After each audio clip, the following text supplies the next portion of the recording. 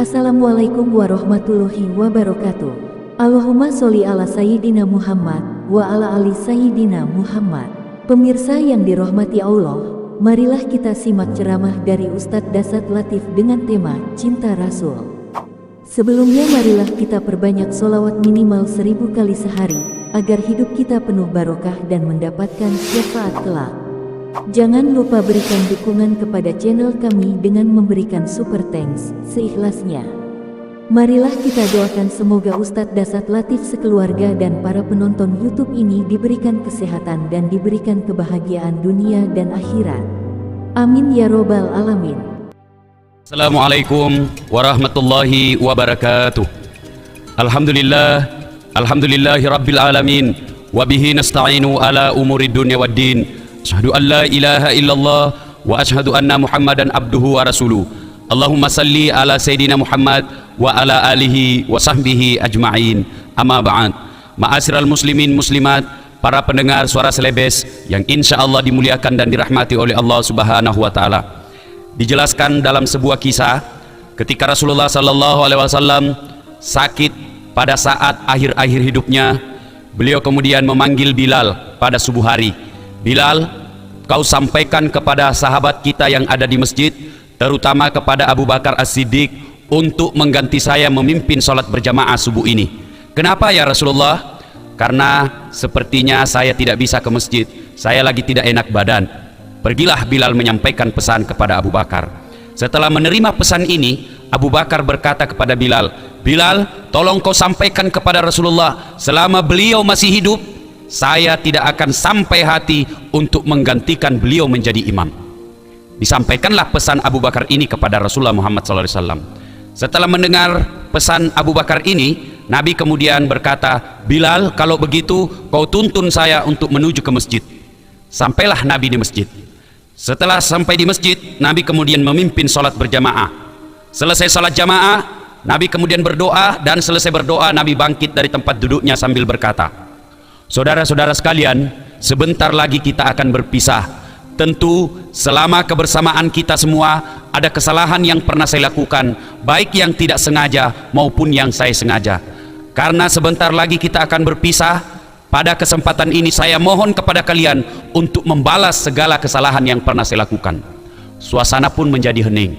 Seluruh sahabat hampir menangis semuanya.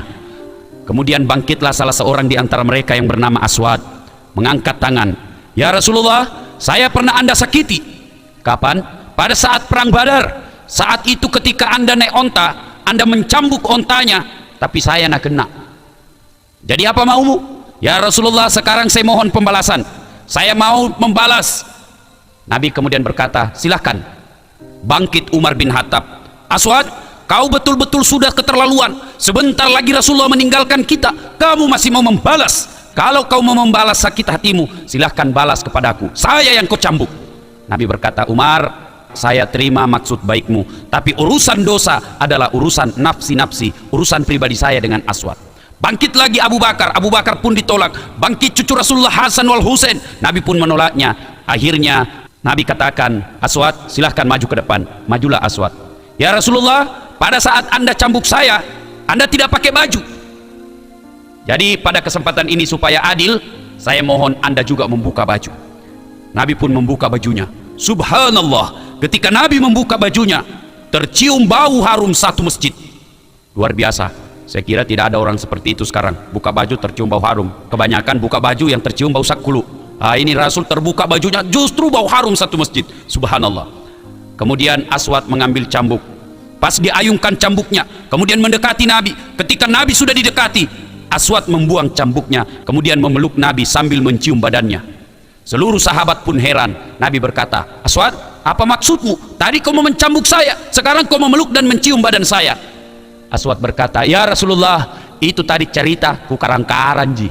Saya tahu sebentar lagi kita akan berpisah. Saya tahu sebentar lagi Anda meninggalkan kami semua. Saya ingin kulit saya yang hina ini bersentuhan dengan kulit Anda yang mulia sebelum Anda meninggalkan kami. Seluruh sahabat pun kemudian bertakbir, Allahu Akbar. Nabi kemudian berkata, saudara-saudara sekalian, Anda mau tahu teman saya di surga? Inilah dia salah satunya, karena begitu cintanya kepada Rasulullah sallallahu alaihi wasallam. Para pendengar yang saya hormati, apa hikmah dari kisah sederhana ini? Sederhana sekali. Jika ingin menjadi sahabat Nabi, jika ingin menjadi teman Rasulullah SAW di akhirat nanti, menjadi penghuni surga, dan surganya adalah kelas eksekutif, maka cintailah Rasulullah SAW. Timbul pertanyaan, bagaimana sih cara mencintai Rasulullah SAW? Setidaknya caranya yang pertama, perbanyaklah bersalawat kepada Rasulullah Muhammad SAW. Karena Nabi dalam sebuah hadisnya bersabda, sepelit-pelit umatku, seseke-seke umatku di antara kalian adalah yang apabila disebut namaku, dia tidak bersalawat kepadaku. Artinya, jika kita mendengar nama Rasulullah Muhammad SAW, spontan kita ikuti, Allahumma salli ala Muhammad wa ala ali Muhammad. Itulah cara yang pertama. Perbanyak bersalawat kepada Rasulullah Muhammad SAW.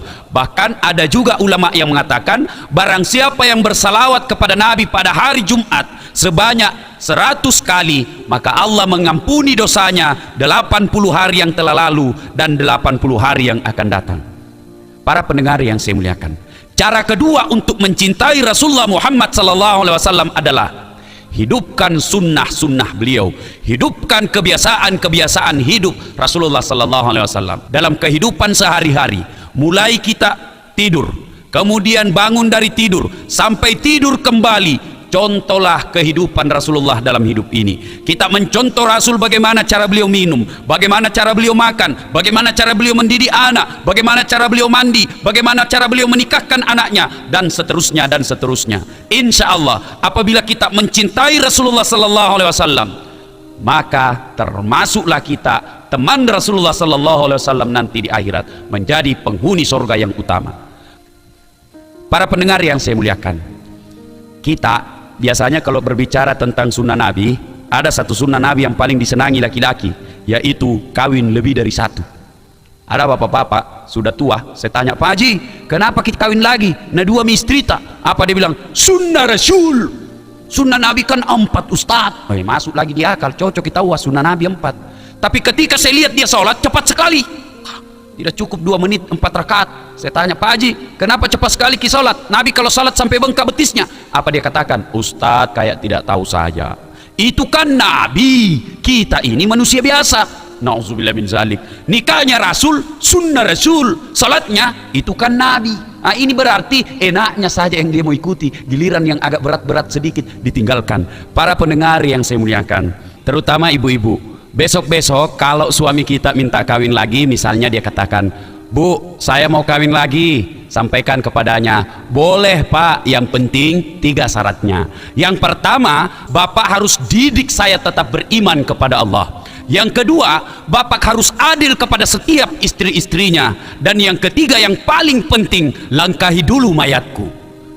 Para pendengar yang saya hormati, mencintai Rasulullah SAW setidaknya dengan memperbanyak salawat kepada Nabi, kemudian menghidupkan sunnah-sunnah beliau dalam kehidupan sehari-hari. Demikian, semoga ada manfaat. Saya Dasat Latif untuk Suara Slebes FM Makassar. Assalamualaikum warahmatullahi wabarakatuh.